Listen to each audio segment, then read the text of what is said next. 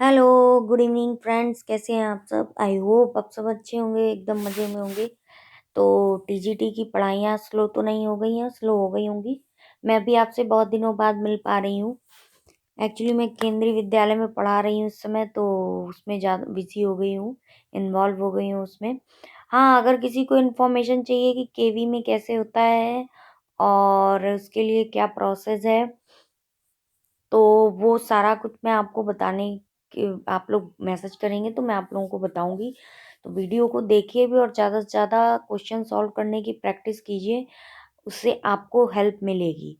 ठीक है, आपके लिए हेल्पफुल होगा।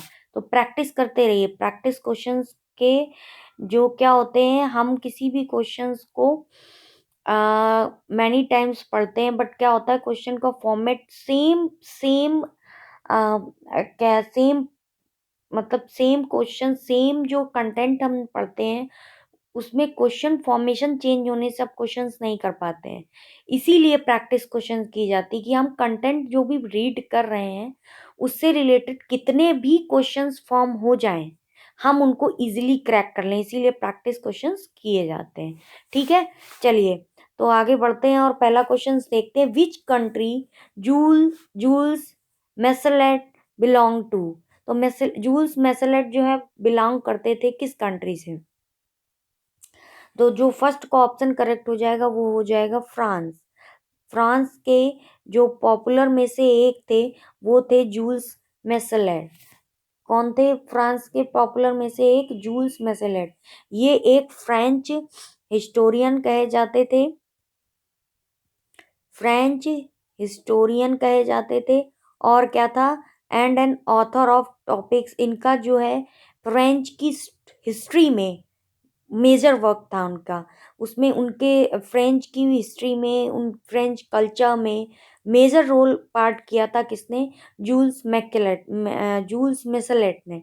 ठीक है, तो ये फ्रांस से रिलेटेड है। नेक्स्ट आते हैं क्वेश्चन पे। In which year Jules Michelet defined the term Renaissance?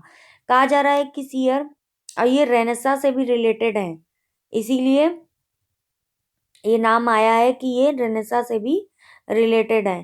किस ईयर में जूल्स मिसलेट ने रेनेसा टर्म डिफाइन किया था? तो सेकंड का ऑप्शन करेक्ट हो जाता है। 1855 में जूल्स मेसलेट ने ये रेनेसा टर्म जो है डिफाइन किया था। रेनेसा टर्म को कहा जाता है रीबर्थ। इसको हम क्या कर सकते हैं? रीबर्थ, या कहा जाता है रीएवॉक। और जो इमर्ज्ड कहाँ पर हुई थी? इटली में। जो कहाँ पर इमर्ज हुई थी? इटली में। ठीक है, कहाँ पर इमर्ज हुई थी? इटली में। और what is other name of renaissance? Rebirth या रिवॉक। ओके, चलिए move to next question. Which type of movement was renaissance movement? किस टाइप का movement renaissance movement? Religious, sociological, cultural या ट्रेडिशनल? रेनेसा जो मूवमेंट है उसमें क्या ऐसा आया था? इंडस्ट्रियल्स रिवोल्यूशंस आया था। तो थर्ड का जो ऑप्शन करेक्ट हो जाता है कल्चरल। क्या आता है? कल्चरल। ये भी देखिए ट्रिकी क्वेश्चन है। हमने इतना रेनेसा थ्योरी पढ़ी होगी, लेकिन इस क्वेश्चन को देखिए क्या कहना चाह रहा है कि विच type of movement was Renaissance movement. ठीक है, तो जो कल्चरल मूवमेंट था वो रेनेसा मूवमेंट का एक तरीके का टाइप कहा जा सकता है। और ये सारे ही तीनों क्वेश्चन रिलेटेड टू किससे हैं? रेनेसा से। Next question fourth. Which movement inspired Italian scholars to study philosophy and literature? इनमें से कौन सा मूवमेंट इंस्पायर करता है इटालियन स्कॉलर्स को कि फिलोसफी और लिटरेचर को? रिफॉर्मेशन, रिनेसा, प्रोटेस्टेंट या रोमांटिक? तो विच ऑप्शन इज करेक्ट? तो ऑप्शन करेक्ट हो जाता है बी, रेनेसा। तो इटालियन स्कॉलर्स के लिए, Italian scholars to study philosophy और लिटरेचर में हम जो पढ़ते हैं, इटालियन स्कॉलर किस मूवमेंट से इंस्पायर होके? रेनेसा से इंस्पायर होके। क्योंकि जो इटली थी वहीं पर ही इमर्ज हुआ था रेनेसा। ठीक है, who was the greatest scholar of Italy in the time of Renaissance?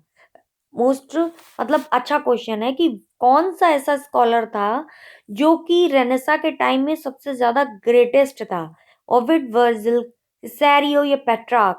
तो कौन सा ऑप्शन इसका करेक्ट होता है? D option. Have you all know about Petrarch? If you don't know then have you heard that name? You have heard that name, Petrarch. Petrarch क्या थे? आप लोगों ने सुना होगा पेट्रार्क के बारे में सबने, कि पेट्रार्क क्या थे और इनका किस चीज में रोल था। डांटे, पेट्रार्क, ये आप लोगों ने सुन रखा होगा ऑलरेडी। ये सारे जो हैं हमारे पुराने टाइम के क्या थे? इटालियन इटालियन ही क्या हो गया ये? पुराने टाइम के हमारे क्या थे? इटालियन ही स्कॉलर्स थे जो इटली से ही रिलेट करते थे, तो सबने पढ़ा होगा। Petrarch was a scholar who laid the foundation of Renaissance humanism. ठीक है, पेट्रॉक क्या थे? ग्रेटेस्ट स्कॉलर थे इटली के। पेट्रार्क जो है ग्रेटेस्ट स्कॉलर थे इटली के। और हमने अभी एक नाम पढ़ा था, जूल्स मेसेलेट। जूल्स मेसेलेट का नाम पढ़ा था, जो कि फ्रेंच हिस्ट्री से रिलेटेड है। इन्होंने फ्रेंच और फ्रेंच की हिस्ट्री यानी कि फ्रेंच के कल्चर में वर्क किया है। ओके, तो Jules Michelet is related to French scholar and he has worked on French culture. Okay, चलिए अब बात आती है पेट्रार्क की। तो Petrarch is related to Italian scholar. He is one of the most favourite scholars of Italian and he that person has laid the foundation of that person is led the foundation of Renaissance humanism, okay, which emphasize the study of classical authors from antiquity over the scholastic thinkers. Okay, चलिए इतना information ठीक है। Next, who established printing press in England? William Caxton, cantos. If you read about English literature, if you read about history of English literature, then you know very well about this question answer. William Caxton ने जो है England में printing press जो है establish की थी। Okay, move to next question. Who marks arrival of Renaissance in England? किसको mark करते हैं रेनेसा का अराइवल होना इंग्लैंड में? इनमें से किसको? मार्लो, चौसर, जॉन लिली। सेवेंथ का जो आंसर हो जाएगा वो चौसर हो जाएगा। ठीक है, हमने भी एक पढ़ा था क्वेश्चन का आंसर कि ये जो हमारे कौन थे, जूल्स मेसेलेट थे, इन्होंने ये टर्म यूज किया था 1855 में। बट ये जो जो चौसर हैं ये इन्फ्लुएंस हुए थे, who is known as the ओहो who marks arrival of Renaissance in England. England में जो रेनेसा पहुंचा था, देखा गया था, वो कौन था? किसने देखा था? चौसर ने। ठीक है, इटली में इमर्ज हुआ था और बाद में धीरे धीरे पूरे हर जगह पर फैल गया था। ठीक है, चलिए नेक्स्ट आता है 8 question. Who is known as the father of English poetry? तो इंग्लिश पोएट्री का ऑथर किसको कहा जाता है? सॉरी, ऑथर कह रहे हैं, फादर। तो चौसर को ही इंग्लिश पोएट्री का फादर कहा जाता है, ध्यान दीजिएगा। ये चीज इसलिए ध्यान देने वाली है क्योंकि मोस्टली पूछ दिया जाता है father of English pros poetry, और कौन से टर्म होते हैं? प्रोज का, पोएट्री का पूछ दिया जाता है। कभी कभी किसी लिटरेरी थ्योरी के फादर पूछ दिए जाते हैं, इसलिए कंफ्यूजन है क्वेश्चन। ध्यान रखिए, इंग्लिश पोएट्री का जो फादर है चौसर है। Whose poetry exposes the influence of Renaissance in England? किसकी पोएट्री एक्सपोज करती है एंड द इन्फ्लुएंस करती है इंग्लैंड में रेनेसा को? शेक्सपियर, चौसर, मिल्टन और पेट्रार्क। तो 9 का जो ऑप्शन करेक्ट होता है चौसर का। यानी जो रेनेसा है इंग्लैंड से रिलेट करेगा तो उसमें किसका नाम इमर्ज होगा? चौसर का। किसका नाम इमर्ज होगा? चौसर का। और जब रेनेसा इटली से रिलेट करेगा तो किसका नाम इमर्ज होगा? पेट्रार्क का। ओके, ये ध्यान रखिएगा बात, राइट। पेट्रार्क का नाम इमर्ज होगा। ओके, चलिए move to next question. Which age renaissance influenced much? Which age renaissance influenced much sorry, कौन सी एज में रेनेसा बहुत ज्यादा इन्फ्लुएंस्ड हुआ था? Augustan, Victorian, classical, Elizabethan age. Okay, comment box में बताइए इन सब एजेस का टाइमिंग क्या है। 16 सेंचुरी में एलिजाबेथन। अगस्तन एज कब आई थी? 17 century, 18 century. After 1700 Augustan age start हुई थी। और विक्टोरियन एज कब आई थी? 18, आफ्टर 1837 स्टार्टेड विक्टोरियन एज। ठीक है, ठीक है। तो एलिजाबेथन एज के समय में इन्फ्लुएंस्ड हुआ था, तो 10 का ऑप्शन करेक्ट हो जाएगा डी। ठीक है, चलिए। A caesura is a inner line, a caesura is a pause in a line. Caesura किसको बोलते हैं? लाइन, ये एक लिटरेरी टर्म है कैजुरा, और जिसका मतलब होता है caesura is a pause in a line. Okay, move to next question. What is poetic licence? Poetic licence क्या होता है? ये तो सबको पता है कि क्या होता है, मतलब you all know very well what is poetic licence, but what I have to do, I have choose the answer.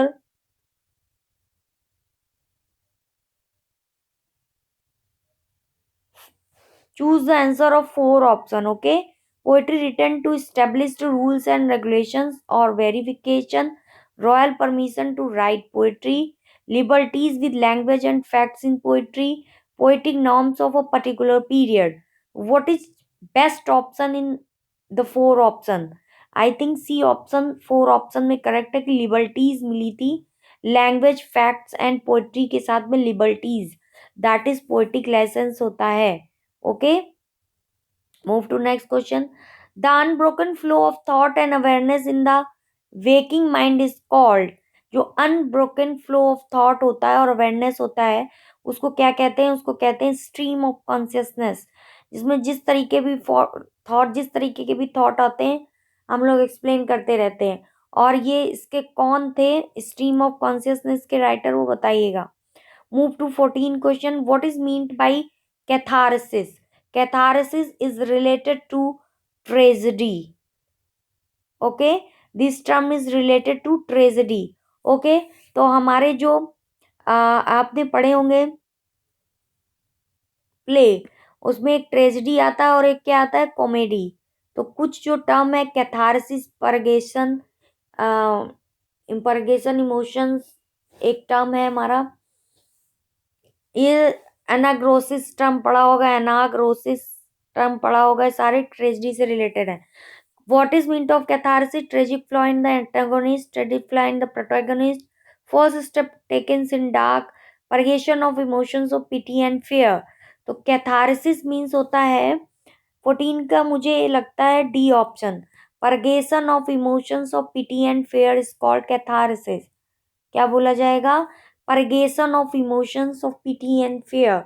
ठीक है, जो भाव होते हैं उनकी शुद्धता, जो दया भाव है या डर भावना है, उसकी शुद्धता कैथारसिस कहलाती है। Catharsis mean purgation of emotions and fear. The term dystopia means क्या होता है? Pleasant imaginary world, unpleasant real world, unpleasant imaginary world या pleasant real world. Dystopia means होता है 15 का D option, unpleasant imaginary world को क्या बोलते हैं? डायोस्टोपिया बोलते हैं। आपने मोस्टली देखा होगा ये जो डी वर्ड लग जाता है किसी भी स्पेलिंग में, तो क्या होता है? उस वर्ड का एक नेगेटिव इफेक्ट आता है। कैसा इफेक्ट आता है? Negative effect. यहाँ पर जो है आपको ये पॉजिटिव इफेक्ट लग रहा है, ये पॉजिटिव लग रहा है। अनप्लीजेंट रियल वर्ड से डायस्टोपिया कनेक्ट ही नहीं होता है। डायस्टोपिया एक्चुअली इमेजिनरी वर्ड से कनेक्ट होता है। तो इमेजिनरी वर्ड ये है और इसमें नेगेटिव वर्ड भी अनप्लीजेंट आ रहा है। It means dystopia implies, the term dystopia implies unpleasant imaginary world. Okay, TGT 2001 में क्वेश्चंस भी आया है। तो ये सारे जो हमारे टर्म है ये हमको बिल्कुल माइंड में फिट होने चाहिए। What is the theme of proletarian novel? हाँ एग्जैक्टली हम लोगों ने ये जरूर पढ़ा है कि प्रो ओहो क्या बोलेंगे, प्रोलेटेरियन नॉवेल क्या होते हैं? How many types of novel? Okay, have you heard that novel actually कितने टाइप के होते हैं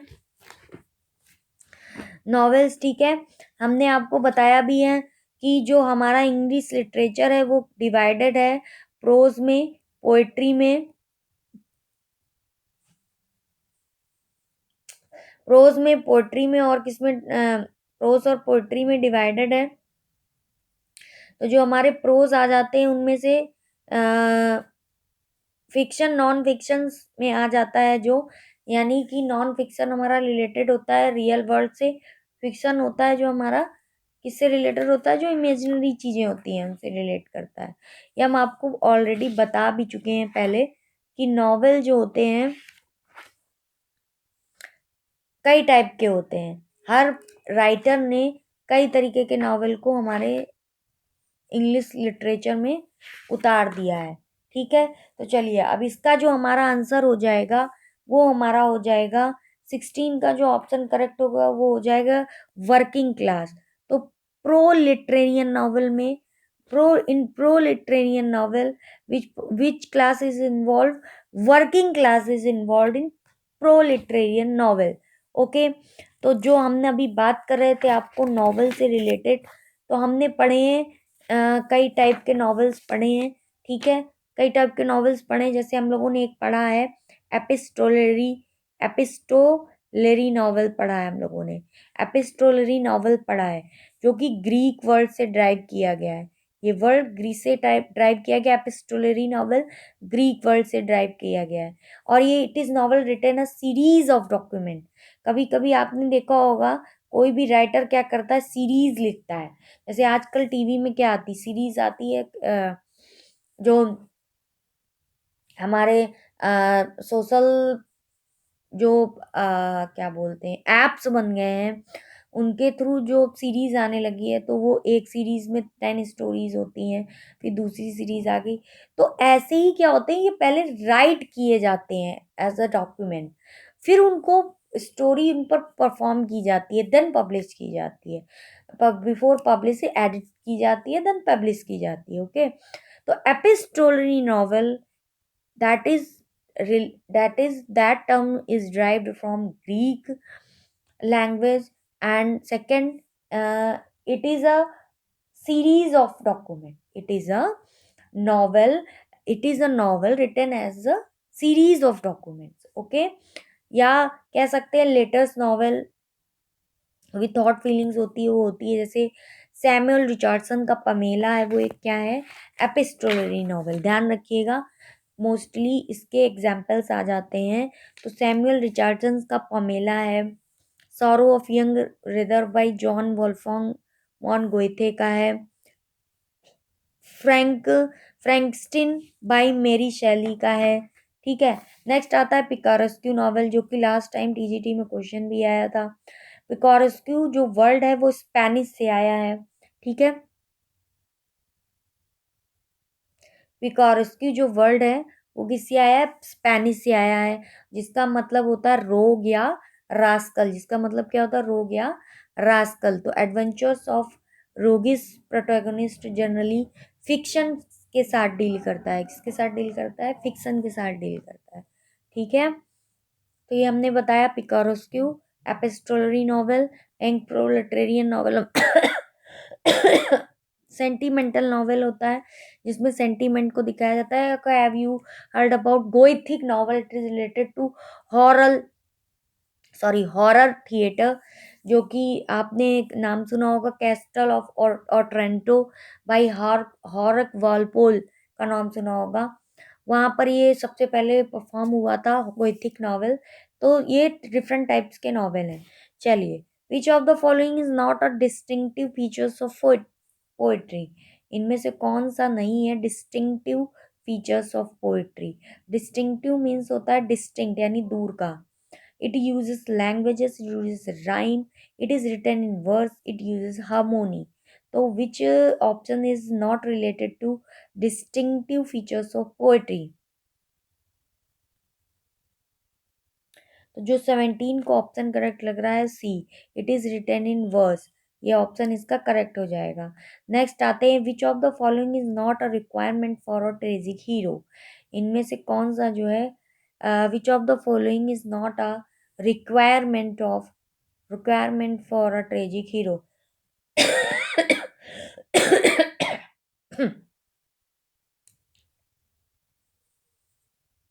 बताइए इसका ऑप्शन।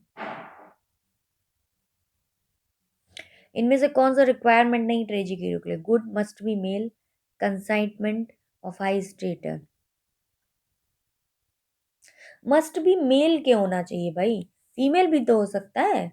ये तो इम्पोर्टेंट नहीं है ना। तो सी ऑप्शन करेक्ट है। 19 विच of the following contains a mix of direct and indirect narrative? ठीक है, इनमें से कौन सा करेंट कंटेंट ऐसा है जो mix of direct and indirect narrative का है? Homeric epic tragedy, dithyrambic poetry and comedy. Which of the following contains a mix of direct and indirect narrative? तो 19 का जो ऑप्शन करेक्ट हो जाएगा वो जाएगा होमरिक एपिक। कौन सा ऑप्शन करेक्ट हो जाएगा? होमरिक एपिक, जो कि मिक्स ऑफ डायरेक्ट और इनडायरेक्ट नरेटिव का है। 20 question. Aristo says that a plot must have unities. Which of the following is not one of the three unities? Unities of action, unity of time, unity of place, unity of character नहीं है। Three इनकी unities है, unity of time, action और place. और इन्होंने एक किसमें दिखाया है, जो हमारा एक एक हमारी इनकी एक क्या बोलते पोएटिक्स करके एक आई है, उसमें इन्होंने एक्सप्लेन किया है ये सब चीजें। चलिए 21 question. Which of the following is the most important? Character, plot, diction या हार्मोनी? कौन सा इम्पोर्टेंट है according to Arastu? Plot is the important, plot is the important term of according to Arastu, and Shakespeare के according character is most important. ठीक है।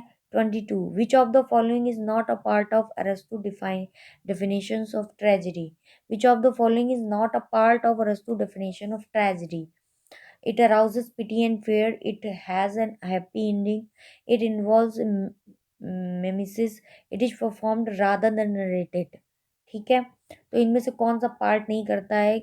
अब आप लोगों ने क्या किया है, अरस्तू की डेफिनेशन ऑफ ट्रेजेडी लर्न कर ली। अब वो तो क्वेश्चन में आया नहीं, तो अब हम फंस गए, क्या करेंगे? है ना, हो जाता है ना कि हम फंस गए, क्योंकि हमने तो केवल थ्योरी लर्न की है, क्वेश्चन अब इससे रिलेटेड आ गया। इसीलिए जो है आपको क्या बोलते हैं, आप अगर ये क्वेश्चंस करेंगे ना तो आपको क्या होगा, हेल्प मिलेगी। प्रैक्टिस क्वेश्चंस करेंगे तो it will be helpful for you. So do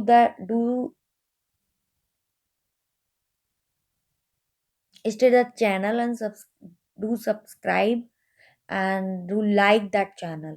Okay, भाई क्या लेते हैं, केवल इतना ही तो लेते हैं, लाइक और सब्सक्राइब। क्या प्रॉब्लम है एक बटन पुश करने में भाई? इससे मोटिवेशन मिलता है। मोटिवेशन, हम लोग एक टीचर की प्रिपरेशन कर रहे हैं, तो motivation is important fact of students. Now I am facing 48 students, और does you all doesn't believe, you all don't believe that कि बहुत सारी प्रॉब्लम्स क्रिएट होती हैं। ठीक है ना, बहुत सारी प्रॉब्लम्स क्रिएट होती है। तो फर्स्ट ऑफ ऑल क्या है कि थोड़ा सा फोकस करना पड़ता है, बच्चों की डिमांड क्या है उसके अकॉर्डिंग। इसीलिए बताना है हमको 22 में options, which option is correct. तो it has an unhappy ending, ये पार्ट नहीं है। It arouses pity and fear. It involves mimesis, ध्यान रखिए मेमेसिस इन्वॉल्व करना है। और ये जरूरी नहीं है कि अनहैप्पी एंडिंग हो। ठीक है। It is performed rather than narrated, it is performed rather than narrated. Okay, performed होगी नरेटेड के बजाय। 23 which is the figure of speech used in the following sentences? Friendship is a sheltering tree. Metaphor, metaphor। अगर हम यहाँ like लगा दें, friendship is like the sheltering tree, तो भी सेंस आ रहा है। तो इसका मतलब है लाइक लग नहीं सकता, तो मेटाफर होगा। ठीक है, चलिए मूव टू 23 के बाद आते हैं 24 में। 24 कह रहा है Milton Thau shouldst be living at this hour. Find the figure of speech. तो अब ये आप सबने पढ़ा हुआ ऑलरेडी, आप सबने ऑलरेडी ये चीज पढ़ी हुई है। Milton thou shouldest be living at this hour, find the figure of speech. तो ये क्या हो रहा है, ये चीज क्या हो रही है, आपकी एड्रेस कर रही है, क्या कर रही है, ये चीज एड्रेस कर रही है। तो अब एड्रेस कर रही है, तो एड्रेस किसके लिए आता है, एपोस्ट्रॉफी के लिए। ये तो सबको पता ही है कि जो एड्रेस आता है वो किसके लिए आता है, एपोस्ट्रॉफी के लिए। 24 का option B. Point out the figure of speech in the following line. The ploughman homeward plods his weary way. Transfer epithet, metaphor, personification, hyperbole. The plowman homeward plods is a weary way. 25. C option, transferred epithet. ठीक है, और ये हम बता चुके हैं आपको ये क्यों होगा। ट्रांसफर एपिथेट एक क्या होता है, विशेष का विशेषण बताने के लिए होता है। ठीक है, चलिए नेक्स्ट आते हैं 26। Point out the figure of speech in the following line. Where beauty cannot keep her lustrous eyes. Where beauty cannot keep her lustrous eyes.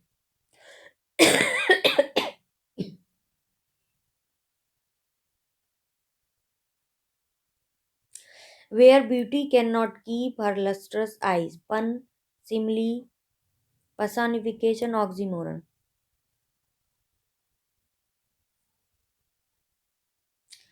D लग रहा है क्या, 26 का बी होगा, पर्सोनिफिकेशन।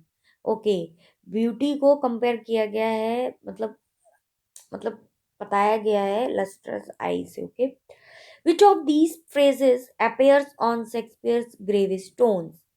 सबको पता होना चाहिए। May the great author rest in peace. He requested not to write anything. He arrived on this earth with nothing. When he died, he left everything to us. Cursed be he that moves my bones.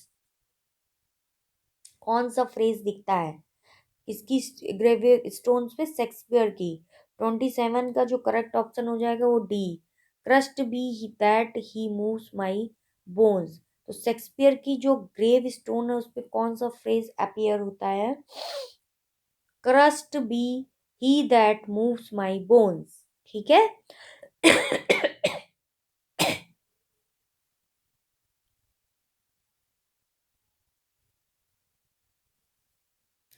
हाँ, तो हम कहाँ थे, 27 question में हमने देख लिया curst be he that moves my bones option correct है। 28 क्वेश्चन है, Venus and Adonis is a poem by William Shakespeare. ये सबको पता है कि ये 6 लाइन की पोएम थी, और रेप ऑफ लुक्री 7 लाइन की पोएम है। ठीक है, और 1793 के अराउंड में आई थी।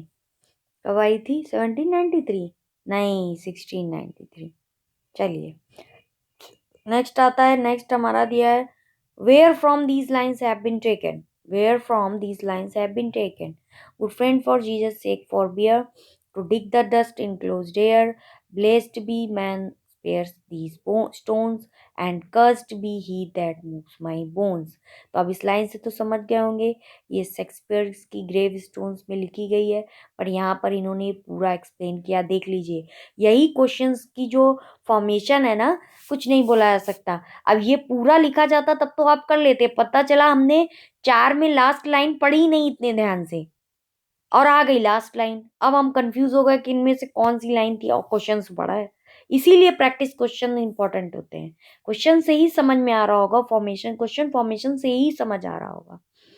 चलिए, तो ये शेक्सपियर की टॉम में लिखा हुआ है, तो 29 का जो ऑप्शन करेक्ट हो जाएगा डी। चलिए नेक्स्ट आता है, वेयर फ्रॉम द लाइन्स। ये रंजीत सिंह का प्रैक्टिस सेट है, जो कि बहुत ही फेमस है, और आप लोगों की एग्जाम पॉइंट ऑफ व्यू से it will be very helpful. Okay, so keep watching my video and stay tuned. And हाँ, ट्राई करूंगी कि आपको प्रैक्टिस क्वेश्चंस देती रहूं। ओके, चलिए पढ़ते हैं नेक्स्ट क्या है। Fear no fear heat the sun not the furious winter rages, thou thy worldly task has done, home art gone and 10 thigh wages। And these lines are related to Cymbeline। किससे लिया गया है? Fear no fear, the heat of sun, nor the furious winter rages, thou thy world, हाँ, worldly task has done. These lines are related to Cymbeline. Next, Venus and Adonis by Shakespeare was written in Stanza. ये अभी हमने बताया 6 line में लिखा गया है. 31 का ऑप्शन बी करेक्ट हो जाता है. Move to next question. To which category that two works of William Shakespeare Venus and Adonis Rape of Lucre belongs to? Narrative poem, historical plays, tragedies and comedies. So as you all know about that questions, narrative poems, it dono Venus and Adonis and Rape of Lucrece is, it is a narrative poem. It is narrative poem. Next, on 33, which one of the following terms is often called for the England national poet William Shakespeare, master dramatist, supreme poet, bard of London, a bard of Avon? Second name of William Shakespeare is called, या कह दीजिए pet name is called, या कह लीजिए pen name is called bard of Avon. Who wrote the celebrated book Shakespeare's tragedy? A C Bradley, Edward Bradley, F H Bradley या doctor Henry Bradley? तो I think इसका option A correct होना चाहिए. A C Bradley ने ही William Shakespeare की Shakespearean tragedy लिखी थी. Shylock is a character in Shakespeare Twelfth Night, Merchant of Venice, As You Like It, Comedy of Errors. तो मर्चेंट ऑफ वेनिस जो कि वेनिस में ही ये प्ले परफॉर्म किया गया है. साइलॉक एक क्या होता है? एक ज्यूस करेक्टर होता है. ज्यूस करेक्टर होता है जिससे कौन, बेसिनियो जो है और एंटोनियो, बेसिनियो और एंटोनियो मिलकर क्या लेते हैं? कर्जा लेते हैं, चुका नहीं पाते, और इन्हीं की जो बेटी होती है शैलॉक, उसका नाम क्या होता है? बताइए उसका नाम.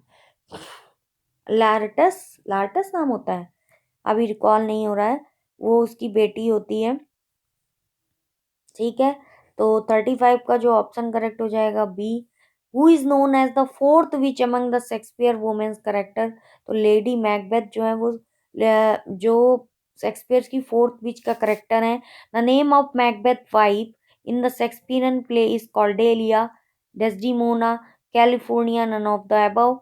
तो इनकी 37 का डी ऑप्शन, क्योंकि लेडी मैकबेथ उसकी वाइफ थी. Who has spoken the following words in the Shakespearean Macbeth? The sleeping and the dead. The sleeping and the dead are but as pictures. 'Tis the eye of childhood that fears a painted devil. किसने कहा है ये बात? 38 में जो option correct हो जाएगा D, none of these, किसी ने नहीं कहा है. ठीक है, चलिए. Trace in the following list the play which does not belong to the category to which the rest do. Trace the following list, इनमें से लिस्ट फॉलो करना है. The play which does not belong to the category, तो Othello, Hamlet, King Lear, the Tempest. तो हमने पढ़ा है होकम जो है इनकी ट्रेजेडी है, हैमलेट, ओथेलो, किंग लियर और मैकबेथ. तो यहाँ पर टेम्पेस्ट जो है इनका लास्ट प्ले जो 1611 में लिखा, 1611 में द टेम्पेस्ट. ठीक है. whom does Polonius send to France to spy on Laertes? Polonius और लैरिटस, ये दोनों करेक्टर किससे लिए गए हैं? 40 का ऑप्शन जो हमारा करेक्ट हो जाता है वो हो जाता है Reynaldo. Reynaldo, Reynaldo. Spy on Laertes कौन करता है? whom does Polonius send to France? Polonius किसको भेजता है फ्रांस में?